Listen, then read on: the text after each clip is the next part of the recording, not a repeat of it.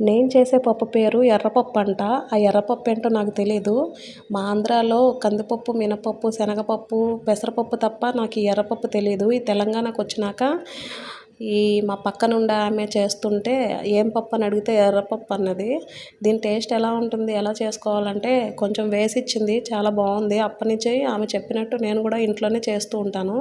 బాగానే ఉంటుంది. మన కందిపప్పు చేయాలంటే 3, 4 విజిల్స్ పెడితేనే కానీ ఉడకదు. కానీ ఎర్రపప్పు స్పెషాలిటీ ఏంటో తెలియదు కానీ కొంచెం వేడి తగిలి కొంచెం వాటర్లో ఉడికించుకుంటేనే 10 నిమిషాలు ఉడికించుకుంటేనే పప్పు అయితే రెడీ అయిపోతుంది. చాలా సింపుల్గా అయిపోతుంది అనమాట. ఎక్కువసార్లు నేను చేస్తూ ఉంటాను ఎందుకంటే తొందరగా అయిపోతుందని. అసలు ఈ పప్పు పేరేంటో నాకు ఒకసారి కామెంట్ చేయండి. ఎర్రపప్పు అంటారా, దీని పేరేంటి తెలీదు. దీంట్లో కొంచెం అల్లం పేస్ట్ మిస్ అయిపోయాను. అల్లం పేస్ట్ వేసుకుంటే చాలా బాగుంటుందండి. అసలు చాలా టేస్ట్గా ఉంది. నచ్చితేనే నేను చేస్తాను కదా.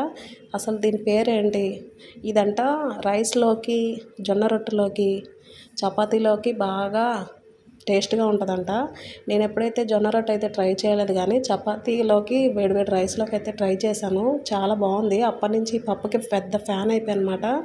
లాస్ట్లో కొంచెం కొత్తిమీర యాడ్ చేయండి. అసలు ఈ పప్పు పేరేంటో నాకు కామెంట్ చేయండి.